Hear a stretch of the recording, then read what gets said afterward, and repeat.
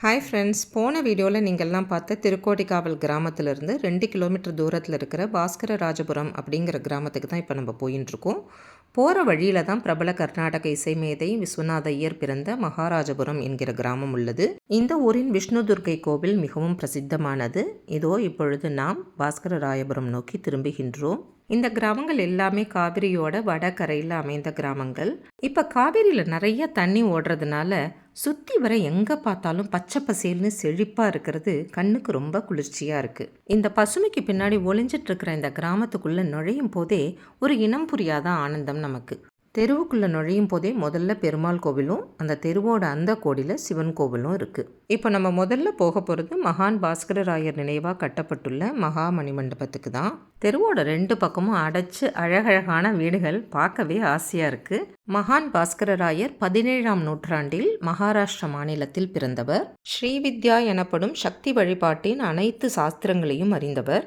கிட்டத்தட்ட 40 புத்தகங்களுக்கும் மேலாக இவர் சக்தி வழிபாட்டின் மந்திர தந்திர யந்திர வழிமுறைகளை பற்றி எழுதியுள்ளார். அதில் மிகவும் பிரபலமானது சௌபாகிய பாஸ்கரம் என்ற லலிதா சகஸ்ரநாமத்துக்கு இவர் எழுதிய உரைதான். இந்த ஊரில் இருக்கும்போதுதான் அந்த புத்தகத்தை எழுதி பக்கத்தில் உள்ள திருக்கோடிக்காவல் கிராமத்தின் திரிபுரசுந்தரி அம்மன் கோவில் முன் அதை அரங்கேற்றியுள்ளார். மணிமண்டபத்திற்குள் செல்வோம்.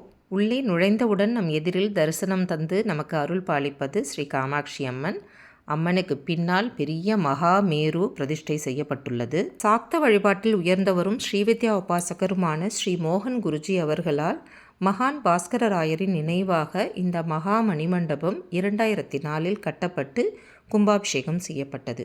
இவரது சிஷ்யர்கள், இவர் தொடங்கிய லலிதா சகஸ்ரநாம சுவாசினி பூஜா சமிதியின் உறுப்பினர்கள் மற்றும் பல சக்தி பக்தர்கள் அனைவருமாக இணைந்து நன்கொடைகள் வழங்கி இன்றளவும் இந்த மகா மணிமண்டபம் மிகவும் சீரும் சிறப்புமாக இயங்கி வருகிறது. காலை மாலை 2 வேளையும் தினசரி பூஜைகள் கிரமப்படி நடந்து வருகின்றது. இப்போ சமீபத்தில் கூட 1008 சுவாசினிகளுக்கு மேலே இந்த ஊருக்கு அழைக்கப்பட்டு லலிதா சகஸ்ரநாம பாராயணம், சுவாசினி பூஜைன்னு ரொம்ப பெரிய அளவில் விமர்சையாக நடந்ததை நீங்கள் எல்லாரும் யூடியூப் மற்ற சோஷியல் மீடியாவில் கட்டாயம் பார்த்துருப்பீங்க.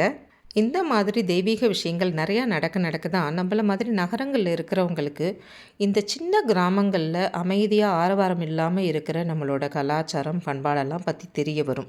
இந்த மண்டபத்தில் இருக்கிற காமாட்சி அம்மனுக்கும் அம்மனை சுற்றி இருக்கிற அத்தனை விக்கிரகங்களுக்கும் பார்த்து அலங்காரம் பண்ணியிருக்காங்க. சின்ன சின்ன விக்கிரகங்களுக்கு கூட அதுக்கு தகுந்த மாதிரி புடவை கட்டி விட்டு இருக்கிறது, நகைகள் போட்டிருக்கிறது எல்லாம் பார்க்குறதுக்கு அவ்வளோ ஒரு ஆனந்தமாக இருக்குது. அம்மனோட இடது பக்கம் இருக்கும் இந்த வாராகி அம்மனை விட்டு கண்ணை எடுக்கவே முடியல. அவ்வளோ ஒரு அழகு, அத்தனை அழகான அலங்காரம். அதே மாதிரி வலது பக்கம் ராஜமாதகி. இவர்தான் மகான் பாஸ்கரராயர். இவர் நினைவாக கட்டப்பட்டது தான் இந்த மணிமண்டபம்.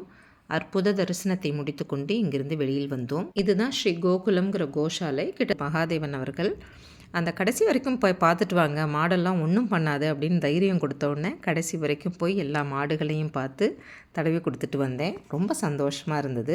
கோஷாலையை பராமரிக்கிறதுங்கிறது எவ்வளவுக்கு எவ்வளவு கஷ்டமான வேலையோ அத்தனை புண்ணியமும் கூட. இவர் தான் திரு மகாதேவன் எங்களுக்கு இந்த மணிமண்டபம், இந்த கிராமம் எல்லாம் சுற்றி காமிச்சார். மணிமண்டபத்துலேருந்து வெளியில் வந்தாச்சு. இப்போ இந்த தெருவோட அந்த கொடியில் இருக்கிற காவிரியை பார்க்க போயின்னு இருக்கோம். இங்கே ஒரு சின்ன வாய்க்கால் போயின்னு இருக்கு. ஃபுல்லாக தண்ணி, பசுமை, ஏதோ கேரளாவில் இருக்க மாதிரி ஒரு ஃபீலிங்.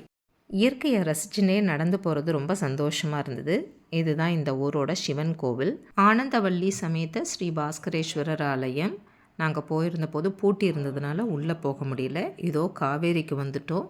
பாருங்கோ எத்தனை அழகாக காவேரி ஓடின்னு இருக்கான்னு.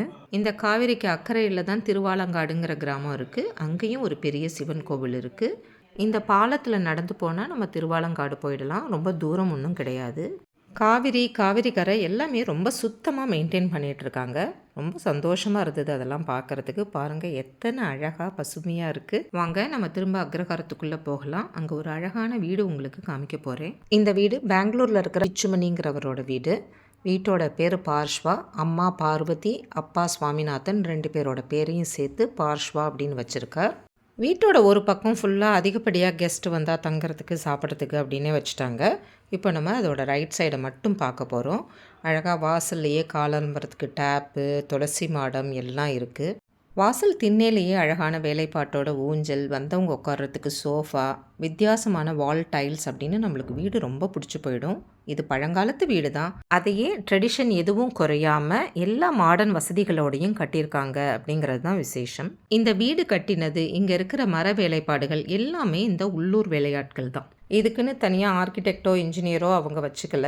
உள்ளூர் மேஸ்திரி ரமேஷ் அப்படிங்கிறவர் தான் இந்த வீடை இத்தனை அழகாக கட்டியிருக்கார். இந்த வீட்டோட ஃபுல் டிசைனும் ஆடிட்டரோட ஒய்ஃப் உமா மகேஸ்வரி அவங்க தான். உமான்னு பேர் வச்சாலே க்ரியேட்டிவாக தான் இருப்பாங்க போல இருக்கு. சரி சுயப்பிரதாபம் வேண்டாங்கிற உங்கள் மைண்ட் வாய்ஸ் எனக்கு கேட்குறது. பூஜலை மாதிரியை பாருங்க, ரொம்ப அழகாக கிட்டத்தட்ட ஒரு கோவில் மாதிரி அத்தனை தெய்வாம்சத்தோடு இருந்தது. இந்த உடன் கார்விங்ஸ், இந்த டோரில் இருக்கிற கிளாஸ் பெயிண்டிங்ஸ் எல்லாமே இந்த உள்ளூர் வேலையாட்கள் தான் பண்ணியிருக்காங்கன்னா எவ்வளவு ஆச்சரியமாக இருக்கு இல்லையா? வீட்டோட பின்பக்கத்தில் வாஷிங் மிஷின், டிரைவர்கள் தங்கிக்கிறதுக்குன்னு ரூம், எல்லா வசதிகளும் இருக்குது. இவர் தான் ராமானுஜம்ங்கிறவர். இந்த வீட்டை அவங்க இல்லாத போது ரொம்ப அழகாக பார்த்துக்கிறார். கொல்லை பக்கத்தில் இந்த தோட்டத்தை ரொம்ப அழகாக டிசைன் பண்ணியிருக்காங்க. நடுப்புற அழகான டைல்ஸோட நடப்பாதை, 2 பக்கமும் எல்லா விதமான பூச்செடிகள், மரங்கள், தென்னை மரம், வாழை மரம், மாமரம்னு கொல்லையோட கடைசி வரைக்கும் எந்தவித கஷ்டமும் இல்லாமல் நடந்து போகலாம், தண்ணி ஊற்றலாம். அங்கங்கே உட்கார்றதுக்கு பெஞ்சு வேற. எல்லா இடத்துலையும் லைட் இருக்கிறதுனால ராத்திரியில் கூட இங்கே வரலாம். தாமரை மலரொன்று கண்டேன் தவமா முனிவரின் உருவினிலே ஞான தாமரை மலரொன்று கண்டேன். நவீனமான சமையலறை, எல்லா வசதியும் இருக்குது. எப்போ வந்தாலும் சமைச்சு சாப்பிட்ற மாதிரி எல்லா சாமானும் வச்சுருக்காங்க. இந்த ஊரில் என்ன விசேஷம்னாலும் இவங்க எல்லாரும் குடும்பத்தோடு இங்கே வந்துடுவாங்களாம். இப்போ இந்த பூஜலை மாதிரியே தூரத்துலேருந்து பாருங்கள். இது மித்தம் சின்னதாக அழகாக இருக்குது. மேலே ஓப்பனிங் வச்சுருக்காங்க. அதனால வீட்டுக்குள்ளே நல்ல வெளிச்சம் வருது. இந்த வீட்டில் இருக்கிற ஃபர்னிச்சர் எல்லாமே நல்ல தேக்கு மரத்தில் ஒரு ஆன்டிக் லுக்கோடு இருக்கிறது இந்த வீட்டுக்கு அழகாக சூட்டாகுது.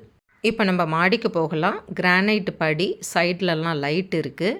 மேலேயும் எல்லா சோஃபா செட் எல்லாம் போட்டு ரொம்ப வசதியாக வச்சுருக்காங்க. கிராமத்து வீடுகளை மெயின்டைன் பண்ணுறது கஷ்டமாக இருக்குது அப்படின்னு சொல்கிறவங்க இந்த மாதிரி கட்டிக்கலாம். மெயின்டைன் பண்ணுறதும் ஈஸி, வசதியாகவும் இருக்கும். மாடி வெராண்டாவில் ஊஞ்சலுக்கு பின்னாடி சுவத்தில் ராமர் பட்டாபிஷேகம் ரொம்ப அழகாக டைல்ஸில் ஒட்டியிருக்காங்க. சைடில் மொட்டை மாடியை இந்த மாதிரி டெரக்கோட்டா டைல்ஸில் ரூஃபிங் போட்டு கேரளா ஸ்டைலில் ரொம்ப அழகாக பண்ணியிருக்காங்க. ஒரு சின்ன ஃபங்க்ஷன் பண்ணுறதுக்கு, சாப்பாடு போடுறதுக்கெலாம் இந்த இடம் ரொம்ப வசதியாக இருக்கும் இல்லையா? பெங்களூரில் இருந்துட்டு அப்பப்போ தங்குறதா இருந்தாலும் ஒவ்வொரு விஷயத்தையும் பார்த்து கட்டியிருக்காங்க.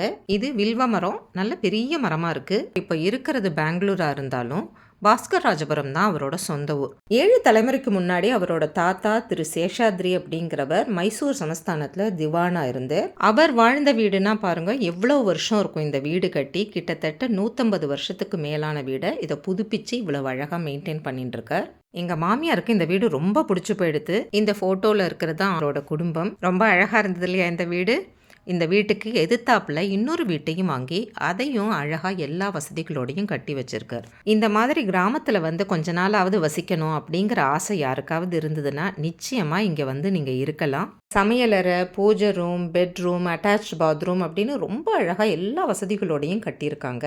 தன்னோட பூர்வீக கிராமத்து மேலே இருக்கிற ஆசை, கிராமத்தில் இன்னும் நிறையா மனிதர்கள் வசிக்கணும் அப்படிங்கிற எண்ணம், பகவான் அனுகிரகம் இதெல்லாம் சேர்ந்து தான் அவரை இந்த மாதிரி செயல்பட வச்சிருக்குன்னு நினைக்கிறேன். அவருக்கும் அவர் குடும்பத்துக்கும் பகவான் மேலே மேலே நிறையா அனுகிரகம் பண்ணணும்னு பிரார்த்தனை பண்ணிக்கிறேன்.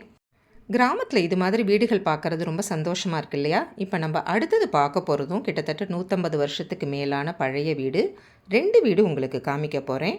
2மே ரொம்ப அழகான வீடுகள். தவறாமல் பாருங்கள். அதுவரை உங்களிடமிருந்து விடைபெற்றுக் கொள்வது உமா வெங்கட். பாய்.